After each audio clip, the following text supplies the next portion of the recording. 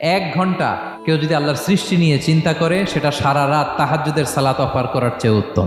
আমরা অনেকে মনে করি শুধু তাসবিহ পড়াই ইবাদত, শুধু কোরআন তেলাওয়াতই মনে হয় ইবাদত, শুধু কিয়ামুল লাইল করা ইবাদত। কিন্তু বিশ্বনবীর সাহাবী, যিনি ইসলাম আমাদের চেয়ে ঢের বেশি বুঝেছেন, তিনি বলেন আল্লাহর এই সৃষ্টি শৈলী, এই সৃষ্টি নৈপুণ্য নিয়ে 1 ঘন্টা চিন্তা করা, ক্রিটিক্যাল থিঙ্কিং করা, সারা রাত নফল তাহাজ্জুদের চেয়েও সেরা। সূরা আলে ইমরানের 190 নম্বর আয়াতে আল্লাহ তাআলা বলেছেন, যারা আকাশ বাতাস পৃথিবী সৃষ্টি নিয়ে চিন্তা করে এবং সর্ব অবস্থায় আল্লাহ তাআলার জিকির করে এবং তারা তাফাক্কুর করে, ক্রিটিক্যাল থিঙ্কিং করে এবং তারা বলে মা খালাকতা হাযা বাতিলা, হে আল্লাহ তুমি অনর্থক কিছু সৃষ্টি করো নাই।